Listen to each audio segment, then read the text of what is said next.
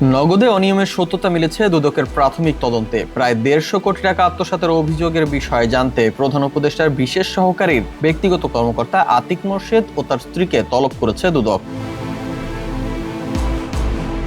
আতিক ও জুইকে তলবের বিষয়ে ১ জুলাই দুর্নীতি দমন কমিশনের এক ঊর্ধ্বতন কর্মকর্তা গণমাধ্যমকে বলেন, ঠিক জিজ্ঞাসাবাদ না, আজকে অভিযানকালে ওনার সঙ্গে কথা বলে তথ্য নিতে পারেনি টিম, তাই কালকে আসতে বলা হয়েছে, তবে তারা আসতে বাধ্য না।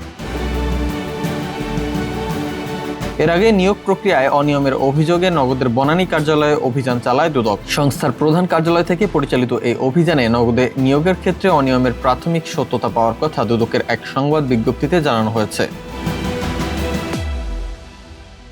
বিজ্ঞপ্তিতে দুদক জানায়, নিয়োগে অনিয়মের প্রাথমিক সত্যতা পাওয়া গেছে। এ বিষয়ে অধিকতর তদন্তের অংশ হিসেবে প্রধান উপদেষ্টার আইসিটি বিষয়ক বিশেষ সহকারী ফয়েজ আহমেদ তৈয়বের ব্যক্তিগত কর্মকর্তা আতিক মোর্শেদ এবং তার স্ত্রী জাকিয়া সুলতানা জুইকে জিজ্ঞাসাবাদ করা হতে পারে।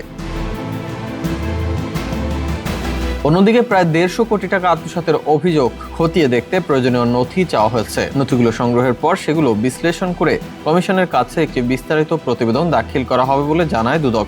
সংস্থার এক কর্মকর্তা বলেন, নিয়োগে অনিয়ম ও অর্থ আত্মসাৎ সংক্রান্ত সব তথ্যপত্র যাচাই বিশ্লেষণ করে দুদকের এনফোর্সমেন্ট টিম কমিশনের প্রতিবেদন দাখিল করবে।